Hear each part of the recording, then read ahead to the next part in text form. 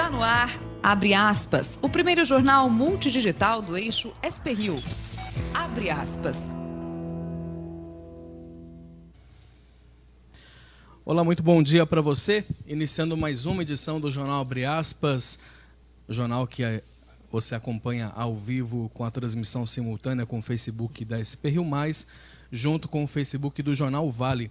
Obrigado já pela sua audiência, você que nos acompanha também pela internet, pelo nosso portal. Estamos ao vivo também pelo portal spriomais.com.br. Agora, 9h22, você vai ver imagens ao vivo da Avenida Cassiano Ricardo aqui em São José dos Campos. Mais um dia com o tempo fechado aqui na região, frio, que por sinal deve se manter até o final de semana. Daqui a pouco as informações ao vivo aí da previsão do tempo para toda a nossa região. Aqui nos estúdios comigo está o jornalista José Guilherme Ferreira e o comentarista Dr. Sebastião Domingues. Muito bom dia para vocês. Bom dia, Rodrigo. Bom dia, Rodrigo. Bom dia a todos. Hoje é quarta-feira, dia 21 de novembro de 2018 e nos destaques dessa edição você confere o descaso. Prefeitura de São Paulo descumpriu o acordo com o Ministério Público para a manutenção de pontes e viadutos. O primeiro dia na volta do feriadão, a capital paulista tem caos na região da Marginal Pinheiros. Segundo a Prefeitura, está abaixo do esperado o congestionamento por lá, mas está complicada a situação neste momento na região. Começam hoje as inscrições para o preenchimento de mais de 8.000 vagas para substituir os médicos cubanos. O futuro ministro da Saúde afirmou que o programa Mais Médico era um convênio entre PT e o governo de Cuba. As informações também sobre o Supremo Tribunal Federal, que autorizou a Procuradoria-Geral da República a analisar os dados bancários relacionados ao senador tucano, ao Aécio Neves, no exterior por suspeita de corrupção. Bebê de 1 ano é diagnosticado como segunda vítima de malária em Ilhabela, no litoral norte. O comércio de São José dos Campos projetando as 7.000 vagas temporárias e aquecendo o Natal deste ano. E a Câmara de São José adia a conclusão do inquérito sobre o caso do vereador Maninho 100%. Prefeito de Jacareí nega irregularidades em revisão do plano diretor da cidade. No esporte, o São José perde por Paulistano fora de casa pelo Novo Basquete Brasil. E o Taubaté, o vôlei Taubaté, encara hoje o Minas pela Superliga na casa do adversário. Estes e outros destaques dentro de instantes.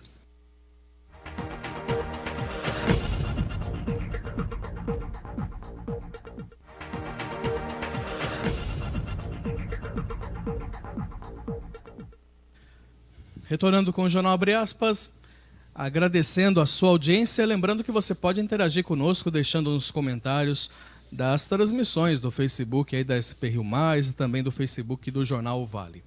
Nós iniciamos a edição de hoje com o comentário do jornalista José Guilherme Ferreira. Eis a questão.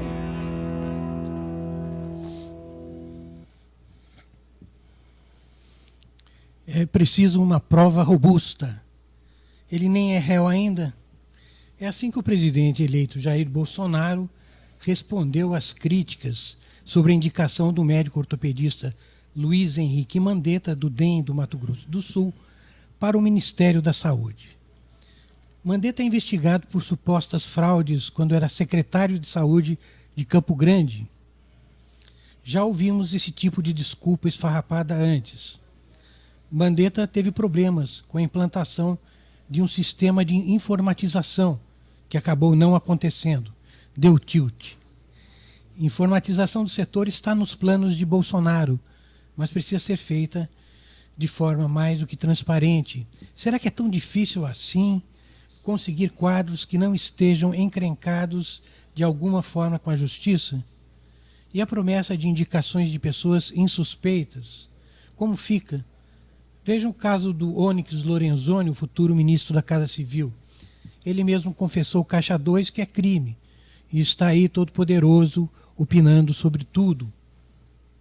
O ministro indicado para a saúde, quando poderia deixar de ser, chega atirando no programa Mais Médicos. É preciso sim uma revisão completa, mas chega de palanque. Está em jogo a saúde da população mais pobre e desassistida. Como levar os médicos brasileiros a locais nos extremos do Brasil, a cidades pequenas e aldeias, por exemplo? O novo ministro acredita que isso ocorreria ao se criar uma carreira de Estado para médicos, evitando a terceirização.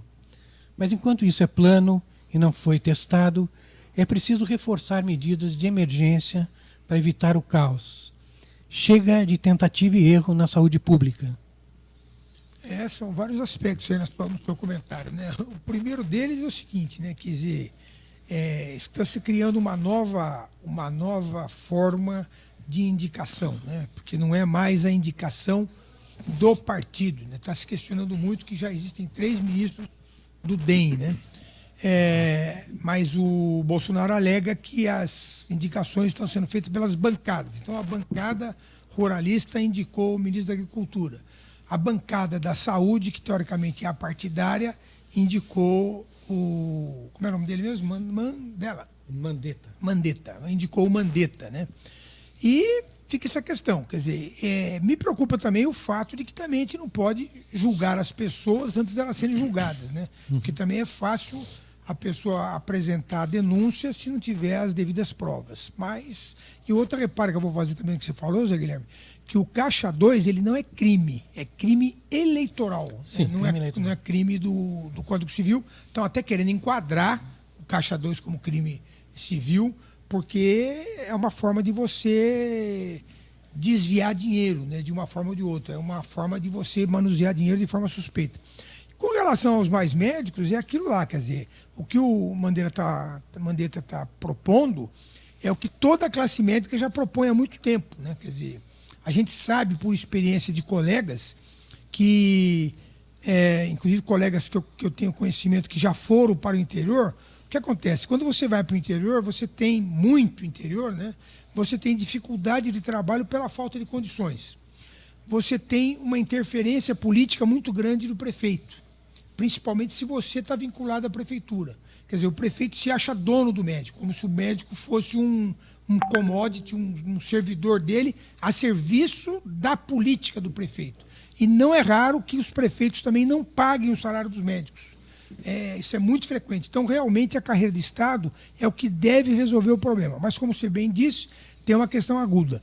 A questão aguda poderia ser resolvida, já que nós estamos tanto falando da ajuda militar, poderia ser resolvida com o envio de médicos militares, que existe todo um quadro de médicos militares nas Forças Armadas, poderia ser resolvida enviando médicos militares para tampar esses buracos iniciais que aparecerão.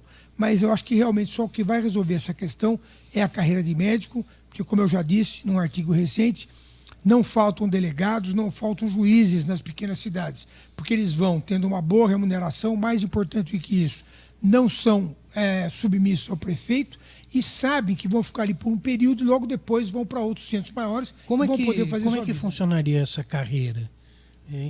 Como é hoje. Quer dizer, hoje você presta um concurso para juiz, tá certo? Você já sabe que vai ter um salário de R$14 mil por mês, você já sabe que vai ter uma progressão que vai se aposentar com R$20, R$25 mil por mês, você já sabe que vai ficar, por exemplo, numa cidade pequena durante 3, 4, 5 anos e vai ter a progressão na carreira, entrarão novos juízes recém-formados que vão ocupar essas cidades mais longínquas e você, então, é transferido para cidades maiores. Porque, vamos falar a verdade, um dos problemas que as pessoas de uma formação universitária têm é que quando os filhos delas atingem a idade de estudo, né, 12, 13, 14, 15 anos, que vão poder direcionar uma carreira, se você está numa cidade de 40 mil habitantes, você não tem opção. Você tem que mandar seu filho para uma capital, para uma cidade maior. Então, é anseio desses profissionais, juízes, delegados, médicos, seja lá quem for, ir para cidades maiores para poder oferecer uma qualidade de ensino melhor. Então, você tem que pensar a longo prazo, quer dizer, você não pode pensar a curto prazo, né? Estão abertas as inscrições para a substituição dos cubanos no programa Mais Médicos, após a saída do governo de Cuba do programa. Mais de 8.500 vagas serão oferecidas. As oportunidades com salário de R$ 11.800 são para profissionais brasileiros e estrangeiros que tenham registro no Conselho Regional de Medicina do Brasil. O deputado federal e futuro ministro da Saúde, o Luiz Henrique Mandetta, ele disse ontem que a saída dos médicos cubanos do programa sempre foi um risco. Ele afirmou que os critérios firmados para a parceria na época correspondia a mais um convênio entre PT e Cuba, e não entre Cuba e Brasil. Mandetta afirmou ser necessário um diálogo entre as equipes do atual governo, do presidente Michel Temer e do futuro, de Bolsonaro, para que as próximas decisões do setor sejam feitas. Corroborando aí o que o ministro falou, a Folha de São Paulo publicou hoje vários e-mails que foram trocados entre as embaixadas do Brasil e Cuba, e onde ficou claro o seguinte, que eles usaram a OPAS, que é a Organização Pan-Americana de Saúde, para que não houvesse um convênio bilateral entre os países, porque se houvesse um convênio entre os países de forma bilateral, teria que ser aprovado pelo Congresso. Então eles criaram esse artifício de fazer um contrato através da OPAS, como se fosse a simples contratação do serviço. Quer dizer, foi uma coisa realmente orquestrada, para que houvesse essa evasão de divisas do Brasil para Cuba. E ontem o presidente eleito Jair Bolsonaro ele destacou as qualidades do futuro ministro da Saúde. Segundo Bolsonaro, Mandetta não foi uma escolha do partido, mas da bancada da saúde, como até reforçou aqui o Dr. Sebastião, E também o Bolsonaro afirmou que ele tem a chancela da Associação das Casas de Saúde, além de entidades médicas. Investigado por suposta fraude em licitação, tráfico de influência e Caixa 2 durante a sua gestão como secretário de Saúde em Campo Grande, no Mato Grosso do Sul, Mandetta negou essas irregularidades. Bolsonaro acrescentou que o processo dele não avançou. Segundo Bolsonaro, se confirmada alguma irregularidade, o ministro não será mantido no cargo. Confira agora o perfil do mais novo ministro da Saúde. Luiz Henrique Mandetta é deputado federal pelo Mato Grosso do Sul. É o terceiro nome do Democratas a ser indicado como ministro no governo de Jair Bolsonaro. Formou-se em medicina na Universidade Gama Filho, no Rio de Janeiro, em 1989. Fez especialização em ortopedia na Universidade Federal de Mato Grosso do Sul. Em 2005, assumiu a Secretaria de Saúde de Campo Grande.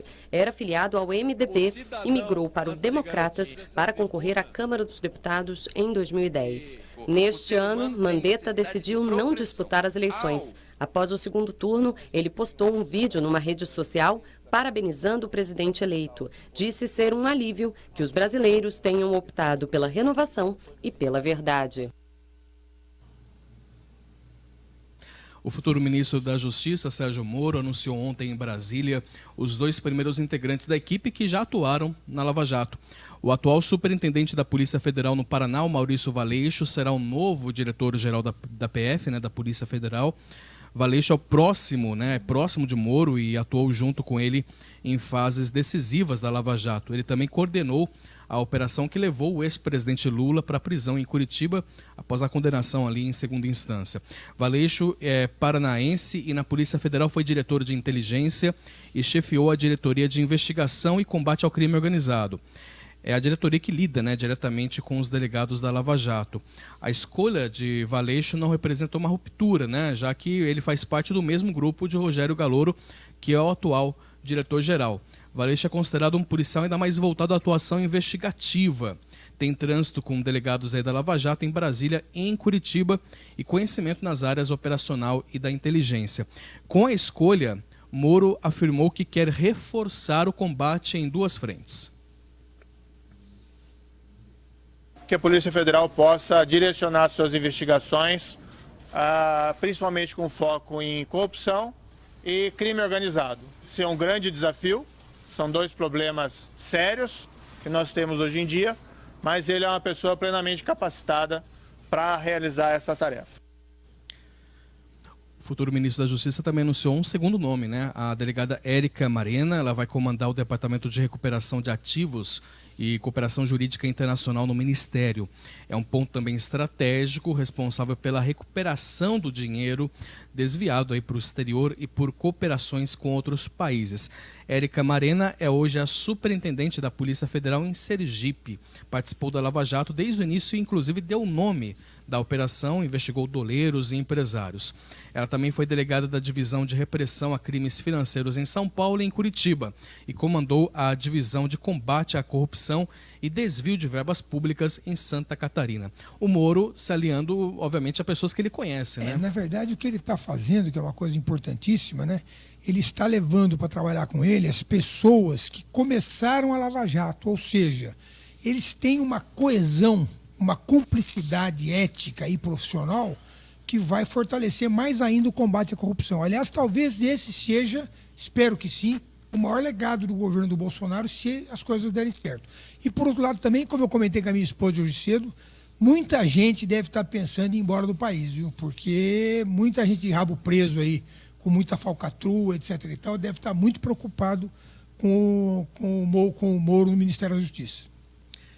E uma proposta que pretendia abrandar os efeitos da lei da ficha limpa e beneficiar políticos condenados causou muita polêmica na sessão de ontem no Senado.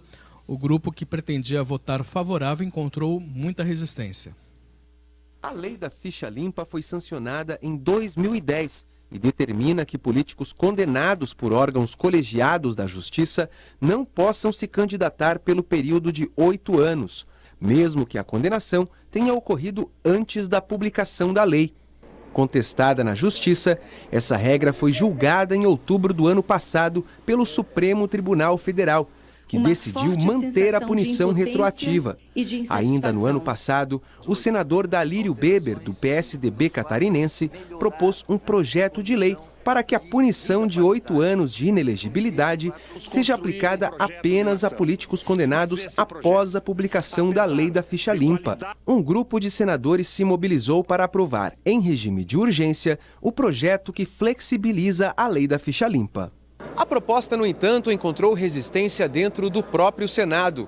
Outro grupo de parlamentares se mobilizou para coletar pelo menos 41 assinaturas dentre os 81 senadores para impedir a flexibilização da lei da ficha limpa. Esse projeto, se ele viesse a ser aprovado, ele daria um jeitinho numa decisão do Supremo Tribunal Federal, não tem outro termo, é um jeitinho, e vulnerabilizaria, enfraqueceria a lei da ficha limpa. O diretor do Movimento de Combate à Corrupção Eleitoral garantiu que vai acionar o Supremo para impedir a tramitação do projeto. Esperamos que ele não seja aprovado. Se ele vier a ser aprovado, deverá ser demandado novamente no Supremo pela inconstitucionalidade que existe pelas decisões que o Supremo já tomou. E toda essa mobilização contra o projeto de lei acabou surtindo efeito. O autor da proposta, senador Dalírio Beber, decidiu retirar o texto de tramitação. E com isso, a proposta que pretendia flexibilizar a lei da ficha limpa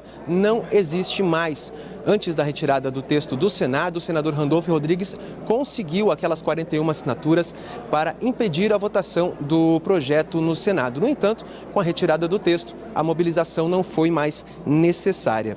O projeto polêmico buscava alterar a lei da ficha limpa para que prevê a punição de políticos condenados na justiça eleitoral, mesmo nos casos de condenação anterior à publicação da lei da ficha limpa. Agora, com a retirada do texto do projeto, esses políticos seguem sujeitos à punição de 8 anos sem poder se candidatar a qualquer cargo político. Bom, essa proposta aí tem vários aspectos para analisar, né? O primeiro deles é o seguinte: com certeza era um projeto de lei com o endereço certo. Isso era para beneficiar determinadas pessoas cujos nomes não vieram à tona e que, segundo consta, não são muitas pessoas, porque seriam pessoas condenadas antes da lei da ficha limpa, né?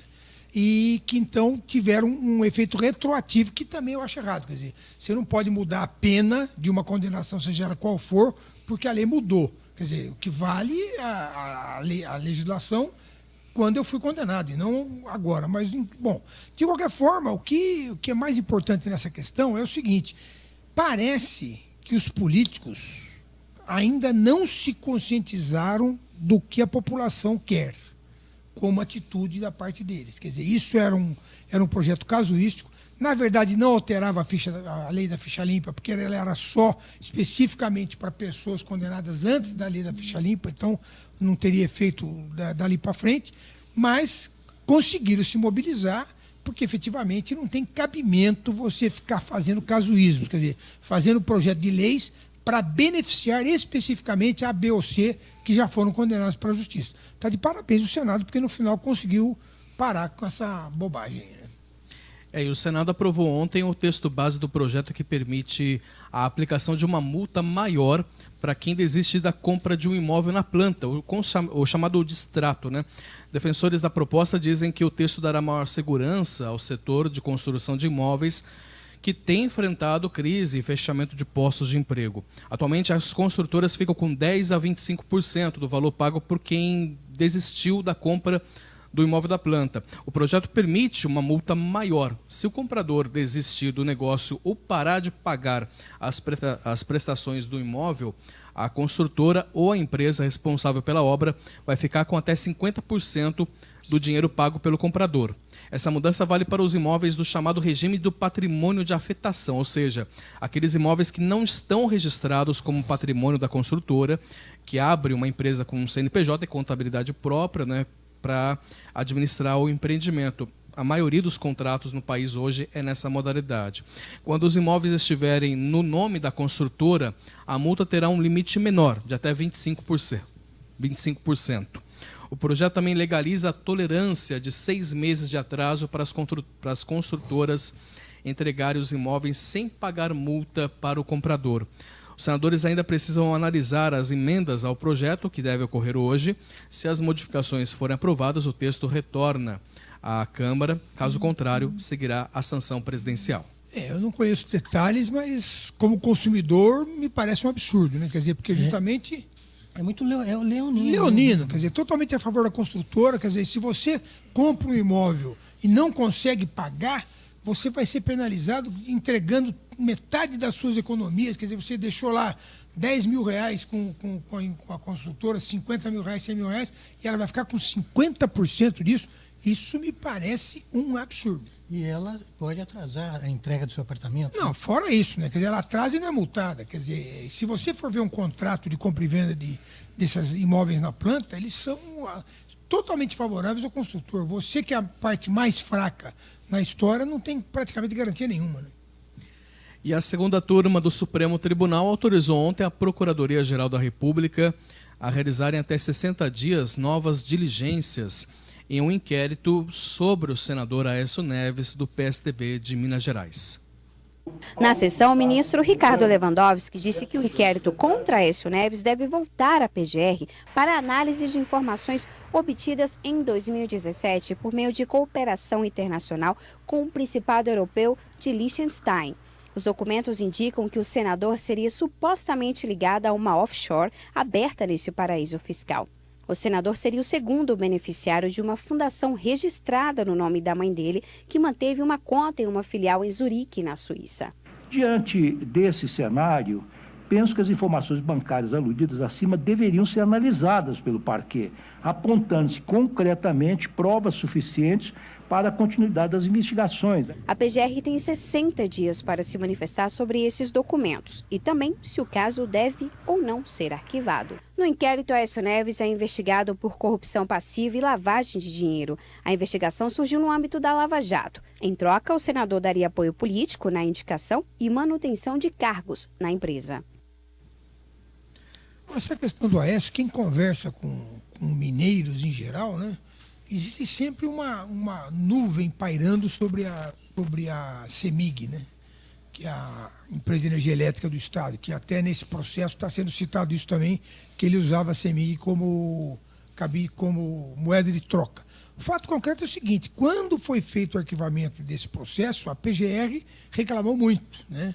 E agora ela está pedindo a reabertura porque ela diz que tem novos indícios. Então, obviamente, tem que ser avaliado esses novos indícios para poder chegar a uma conclusão final, né?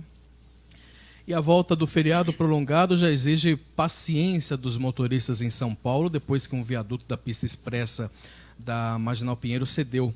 Um trecho de 10 quilômetros de uma das principais vias da capital paulista continua bloqueado e sem previsão de liberação.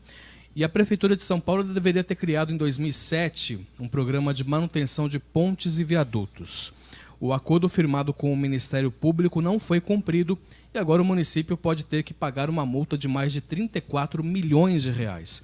O TAC, Termo de Compromisso de Ajustamento de Conduta, foi assinado porque, na época, vistorias feitas pela Prefeitura e pelo Instituto de Engenharia identificaram que 50 pontes e viadutos necessitavam de intervenções, entre eles o que cedeu na semana passada na Marginal Pinheiros. O TAC previa que a Prefeitura deveria entregar em 6 meses um cronograma com inspeções rotineiras e periódicas. Todas essas informações deveriam estar disponíveis na internet. Além disso, no prazo de 10 anos, deveria realizar a manutenção estrutural das 50 pontes e viadutos em situações inadequadas. O combinado, porém, não foi cumprido. Por isso, a Promotoria de Habitação e Urbanismo informou que entrou com uma ação civil pública contra a Prefeitura de São Paulo. O TAC foi assinado na época pelo ex-prefeito Gilberto Kassab, do PSB, que informou que foram feitas intervenções nas pontes e viadutos com acompanhamento do Ministério Público. A gestão do ex-prefeito Fernando Haddad, do PT, disse que fez monitoramento das pontes e viadutos e que atuou de forma preventiva, recuperando as estruturas. A atual gestão, de Bruno Covas, do PSDB, disse que a Prefeitura foi multada porque na gestão anterior não cumpriu o TAC e que agora o município negocia um novo acordo propondo uma reversão da multa em obras de manutenção e recuperação de pontes e viadutos. O Bruno Covas disse que também que está em andamento, já estava em andamento uma licitação para fazer essas verificações todas. Mas o fato concreto é que quando cai, ninguém é culpado, né? Não, e todo mundo fez, todo mundo disse que fez, né? todo mundo fez e monitorou. Todo mundo fez, monitorou, consertou e caiu assim mesmo. Interessante, né? Vale lembrar que Gilberto Kassab está agora, não foi anunciado aí na equipe do João Dória. E foi o primeiro que não cumpriu o acordo. Na verdade, foi ele quem assinou, né? Que a maior responsabilidade de cumprir era ele. E aí foi empurrando com a barriga as outras prefeituras, né? Então vamos ficar de olho, né? É importante a gente ficar de olho nesses políticos aí para a gente poder fazer escolhas certas na hora de votar. A seguir, as informações da previsão do tempo, notícias regionais. Agora a hora oficial de Brasília, horário de verão, 9h49.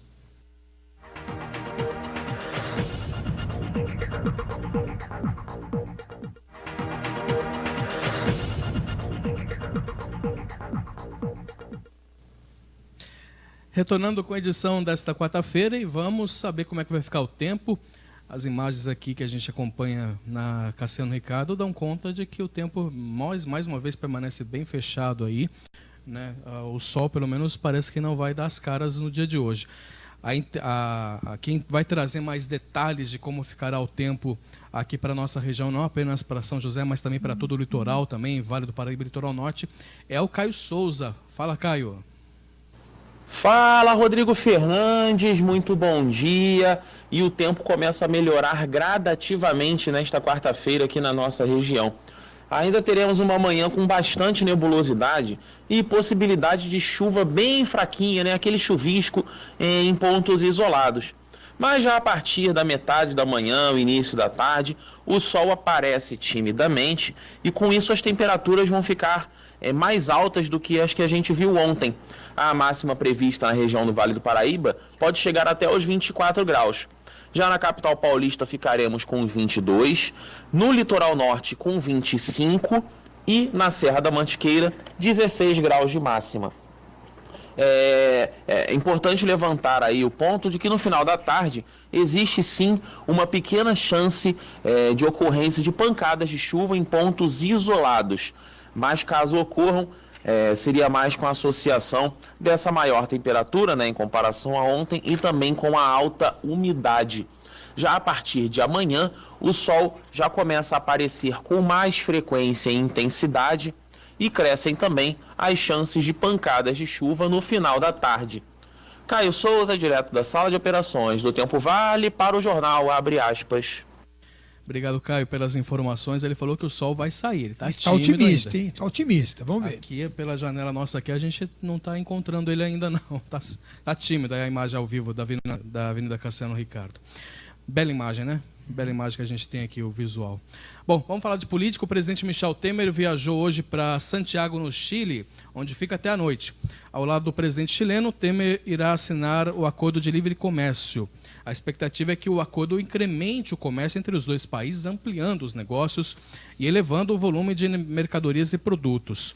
Um dos principais pontos envolve o fim da cobrança de roaming internacional para dados e telefonia móvel entre os dois países. Há ainda compromissos, né, em comércios eletrônicos, práticas regulatórias, medida de combate à corrupção, e meio ambiente, questões trabalhistas, enfim.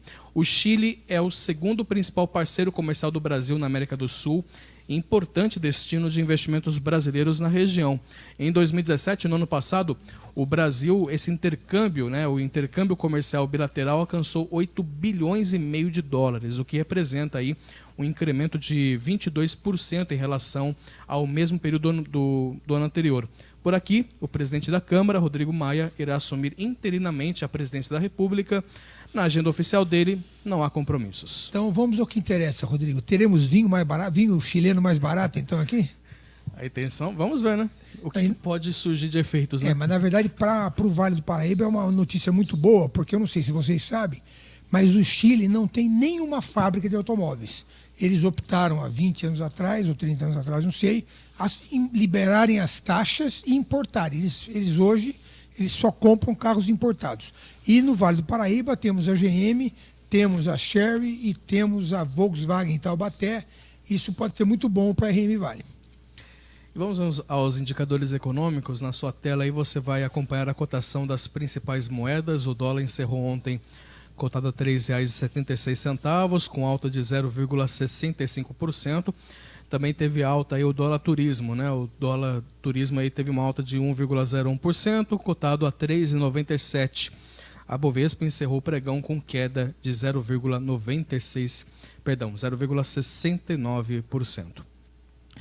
Informações regionais: a mais recente pesquisa realizada pela Associação Comercial e Industrial de São José dos Campos, em parceria com a Universidade de Taubaté, a Unital, revelou que o Natal deste ano poderá ser melhor do que o dos anos anteriores.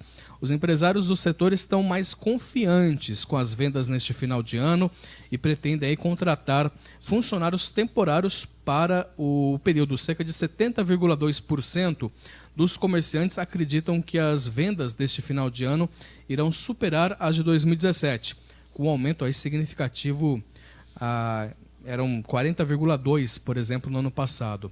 Além desses 70,2%, 23,3% dos que estão otimistas esperam que as vendas sejam iguais às de 2017 e 5,1% acreditam que as vendas piorem. A pesquisa ainda revela que metade, um pouquinho mais da metade, 50,9% dos lojistas estão reforçando os estoques para este Natal e esperam que cada consumidor compre, em média, 2 presentes com gastos entre R$ 100 a R$ 200 cada. Neste ano, São José dos Campos poderá gerar aí mais de 7 mil vagas temporárias. Esse levantamento entre a ACI e a Unital foi feito entre 7 e 9 de novembro, com 275 pessoas no calçadão da Rua 7, na Rua 15 de novembro e nos shoppings Center Valley, Vale Sul e Colinas. Parece que vai ser melhor do que a lembrancinha, né? Vamos ver, né? Os motoristas do transporte complementar de Taubaté, o TCTAL, entraram em greve na manhã de hoje. Segundo os motoristas do TCTAL, a paralisação é para cobrar da Prefeitura melhorias na distribuição das linhas entre os profissionais e a empresa responsável pelo transporte coletivo na cidade. Esta é a segunda paralisação em menos de um mês feita pelos profissionais que reivindicam mudanças na integração entre as empresas. Em julho deste ano, a TCTAL passou a operar em modelo de integração no transporte coletivo. No esquema, a empresa ficou com 7 linhas e algumas delas exclusivas, sem a concorrência com a ABC Transportes, que faz o transporte coletivo na cidade. Os motoristas, no entanto, reclamam que as linhas concedidas pela gestão são longas e de baixa demanda, não oferecem subsistência para a operação. No dia de hoje, segundo o sindicato, apenas 30% da frota saiu às ruas. No final da tarde de ontem, a Prefeitura enviou um comunicado informando que faria o reforço das linhas. Já tinha a previsão de que haveria essa greve hoje, então a Prefeitura informou que iria reforçar as linhas operadas aí pela TCTAL e também informou que é vedada qualquer paralisação que possa comprometer a continuidade do serviço. Os permissionários, abre aspas, os permissionários que descumprirem essa determinação estarão sujeitos a penalidades, poderão ter os contratos rescindidos e a permissão cancelada, fecha aspas, é o que informa a Prefeitura de Taubaté. Taubaté tem uma coisa complicada lá porque a ABC impera na cidade há muitos anos, tem um contrato aí de exclusividade com relação ao transporte coletivo, não é que nem aqui em São José dos Campos, que 3 empresas operam o transporte, há uma concorrência até interessante, mas lá você tem a ABC Transportes imperando. E aí a Tecital, que é uma empresa de comissionados, é uma empresa que tenta entrar ali para poder fazer a concorrência, acabou vendo aí essa restrição de linhas prejudicial a ela, enfim, e entraram em greve, o que prejudica aí ao tabatiano, a quem depende do transporte público, já que linhas foram reduzidas no dia de hoje na cidade. E 2 detalhes, né? Primeiro que acho que nós estamos falando de transporte alternativo, né? Justamente o transporte alternativo de vans, ele entra onde justamente não há demanda para um ônibus. Então você precisa operar carros menores, que no caso seriam as vans. E, por outro lado, também é a população que mais sofre, porque ela está mais na periferia, né? Quer dizer, então, justamente as vans são colocadas porque não tem demanda. E justamente eles estão reclamando porque não tem demanda. Como é que resolve isso? Subsídio, né? A Secretaria de Saúde de Ilhabela, no Litoral Norte, confirmou ontem o segundo diagnóstico positivo para malária em um bebê de 1 ano e 6 meses, 1 ano e 2 meses. Felizmente, a boa notícia é que ele está recebendo tratamento, passa bem, mas segundo a Secretaria, a vítima do novo caso foi identificada aí com uma forma menos grave da doença, responsável aí por causar dores de cabeça fortes, tremores e febre. A equipe de vigilância epidemiológica do município vai realizar uma varredura no bairro onde o bebê foi encontrado, onde um bebê mora. A primeira vítima de malária na cidade confirmada foi na segunda-feira, com um menino de 4 anos. O estado de saúde dele também é estável.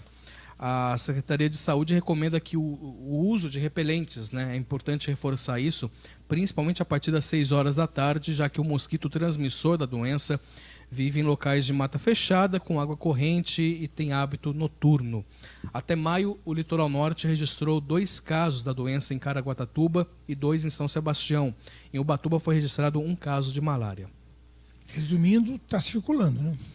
E a Vigilância Epidemiológica de Taubaté confirmou também a morte de uma mulher, né, de 59 anos por gripe causada pelo vírus H1N1. De acordo com o órgão, a morte ocorreu no dia 17 de outubro e os exames deram positivo para o vírus. A vítima não tinha tomado a vacina. Essa é a 3ª morte por H1N1 na cidade deste ano. Foram confirmados aí até o momento 94 casos da gripe em Taubaté. 94, desses 94 foram 3 mortes, né? A cidade atingiu a meta de vacinação estabelecida pelo Ministério da Saúde na campanha deste ano, com 63.525 doses aplicadas de acordo com a última prévia. O volume representa uma cobertura de 97,69%. Apesar desse índice alto, acabou tendo aí esses casos, né, um alto número de casos, e aí a 3ª morte confirmada pelo vírus H1N1. Que, como você disse, não havia sido vacinada, né? Exato. Uma pesquisa realizada pela Prefeitura de São José dos Campos mostra que mais de 45% dos jovens da Zona Sul bebem bebidas alcoólicas, enquanto quase 20% deles são usuários de drogas. Cerca de 75% dos entrevistados afirmam ter familiares que fazem uso de substâncias ilícitas, enquanto que 53% alegaram ter fácil acesso às drogas por meio de amigos. A maioria começa a usar as drogas aos 15 anos, e o sexo masculino nessa faixa de idade consome mais do que o feminino, segundo esse estudo. Segundo a Prefeitura, os dados começaram a ser apresentados ao Comitê de Políticas sobre Drogas, ao Conselho Municipal dos Direitos da Criança e do Adolescente, ao Conselho de Segurança, Conselho Municipal de Atenção às Drogas, Conselho Municipal de Assistência Social, e também à Delegacia de Ensino e à Secretaria Municipal de Educação. O levantamento por meio do programa Coalizão São José foi feito em 29 escolas municipais e estaduais da região sul aqui da cidade, com mais de 3.000 alunos com idades entre 12 e 18 anos. Um estudo que a gente já sabe que a droga é presente. O diagnóstico né? está feito agora. Mas o problema é que eu achei os índices muito altos, viu? Altíssimos, na verdade. Eu já vi outras pesquisas e não tem números tão grandes, mas o fato concreto é que a gente sabe que tanto o álcool como as drogas estão cada vez mais crescendo entre a juventude. Né? E a combinação disso? Oh, terrível.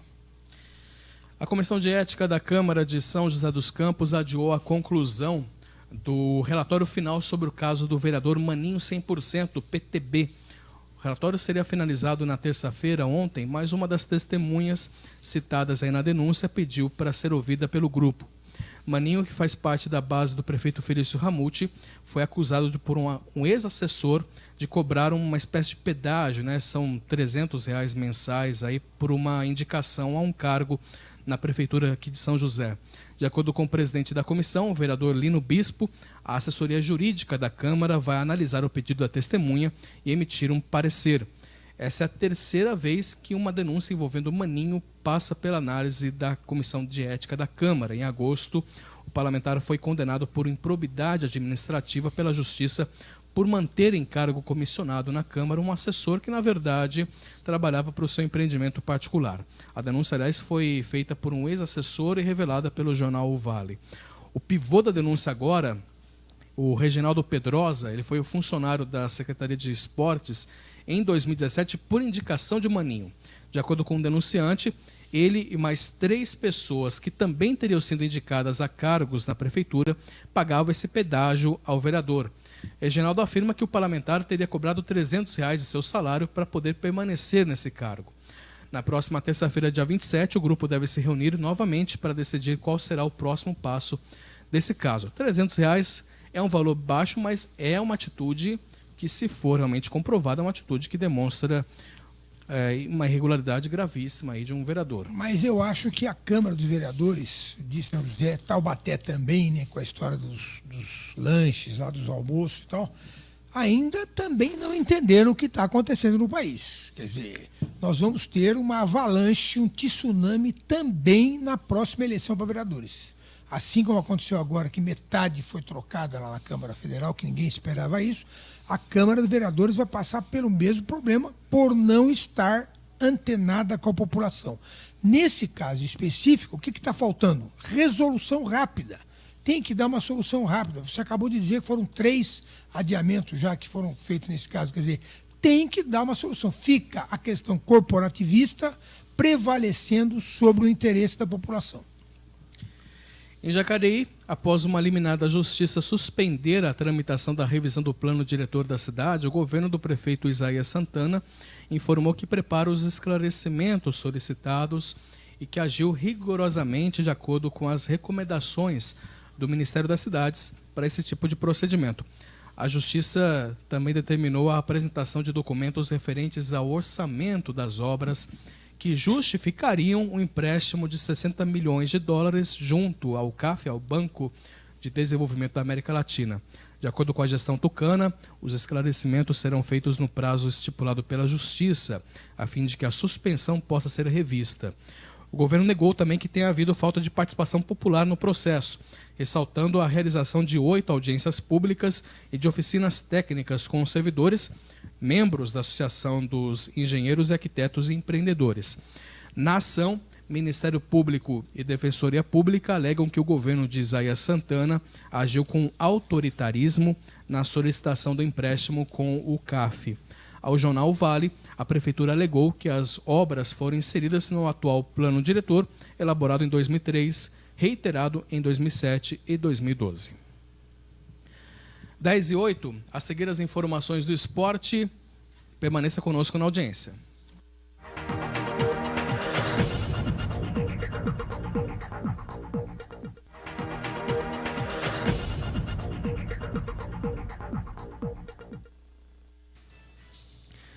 Agora 10h10, retornando com o Jornal Abre Aspas desta quarta-feira, e vamos falar de esportes. Vamos falar corretamente também, né? Vamos falar de esportes. E quem traz as informações é o Douglas Cruz. Muito bom dia, Douglas. Bom dia, Rodrigo. Bom dia aos internautas da SP Rio+. Vamos começar o giro esportivo desta quarta-feira, começando com o último amistoso da seleção brasileira neste ano. O jogo foi ontem na Inglaterra, onde o Brasil enfrentou o Camarões, do time do treinador Seedorf, e acabou ganhando de 1-0 com o gol de Richarlison. O jogo foi bem morno, com os dois times aí se atacando bastante, mas o destaque do jogo acabou sendo a lesão de Neymar, que logo no começo do jogo sentiu a coxa e acabou deixando o campo. O jogador postou em seu Instagram que não foi nada grave, então a gente pode ficar aí tranquilo. Mas esse foi o último amistoso da seleção brasileira neste ano. Não foi assim, não tivemos grandes amistosos que encheram os olhos. Vamos ver aí o que será de 2019 para a seleção brasileira. Ontem também tivemos outros amistosos pela Liga das Nações, amistosos dos times sul-americanos, Bom, temos como destaque a vitória da seleção argentina sobre o México, com gols de Icardi e de Bala. Temos também o time de Portugal empatando com a Polônia sem Cristiano Ronaldo e diversos outros jogos da Liga das Nações que está definindo aí suas quartas de final. Mas hoje o destaque não pode deixar de ser o Campeonato Brasileiro. Hoje à noite, se tivermos uma combinação de resultados, já podemos ter o campeão brasileiro, isso mesmo. O Palmeiras enfrenta o América Mineiro hoje jogando no Allianz Parque, já podemos ser campeão brasileiro. Para isso acontecer, basta que o time de Felipão vença e Flamengo e Inter não ganhem. Para isso acontecer, então, o Palmeiras tem que vencer o América Mineiro e o Flamengo, que enfrenta o Grêmio, e o Inter, que enfrenta o Atlético Mineiro, não podem vencer. Então vamos esperar aí qual será essa combinação de resultados e hoje à noite já podemos ter um campeão brasileiro. Bom, voltamos amanhã então com mais um giro esportivo, podendo noticiar o campeão brasileiro ou um Palmeiras cada vez mais perto disso. Douglas Cruz para o jornal Abre Aspas. Muito bem, podemos ter aí um Palmeiras mais uma vez campeão, mas ainda não tem Mundial. Não tem Mundial. Desculpa aí os palmeirenses. No regional, o São José perdeu para o Paulistano por 88-82 ontem à noite no ginásio Antônio Prado Júnior, lá em São Paulo, na 7ª partida do time da região no NBB, que é o Novo Basquete Brasil. Os joseenses sofreram a segunda derrota consecutiva no campeonato. Agora o time soma 2 vitórias e 5 derrotas. O paulistano, que agora tem 9 jogos disputados, soma 7 vitórias e 2 derrotas, ficando aí em segundo lugar na classificação geral. O São José é o 11º. Agora o São José volta a jogar amanhã, né? Você aí lá no ginásio Pedrocão, não vai ser aqui na região, mas enfim, vale a torcida aí. O São José visita o Franca na casa do adversário amanhã. E o vôlei Taubaté encara hoje o Minas Tênis Clube na casa do adversário também pela Superliga Nacional. Uma partida que ocorre no embalo, né? Após o Taubaté vencer o São Judas de São Bernardo do Campo em Taubaté, né? Na casa, no último sábado. O time da região, comandado pelo técnico argentino Daniel Castellani, está em 4º lugar na classificação com 9 pontos. Foram 3 vitórias e apenas 1 derrota até então. Os mineiros, por sua vez, estão com os mesmos 9 pontos, 3 vitórias e 1 derrota, mas caem para o 6º lugar nos critérios de desempate.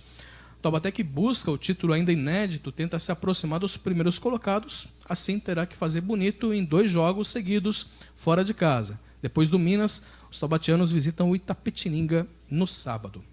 Muito bem, as informações do esporte, a gente encerrando aqui 10 horas e 14 minutos, agradecendo a presença mais uma vez do Dr. Sebastião. Doutor, uma ótima semana para o senhor, obrigado pela participação conosco. Para você também, Rodrigo, para o Zé Guilherme, para todo mundo que está nos ouvindo aí. Zé, um ótimo dia, até amanhã. Até amanhã, vamos... E vamos ver se o sol vem. Vamos tomar sol. Eu estou precisando tomar um solzinho branco. Bom, isso é um detalhe apenas. Obrigado pela sua audiência, você que nos acompanhou. Lembrando que o conteúdo permanece na íntegra no nosso site, sprriomais.com.br, e também está disponível aí para você acompanhar no Facebook da SP Rio e também no Facebook do jornal O Vale. Muito obrigado pela sua audiência, uma ótima quarta-feira e até amanhã.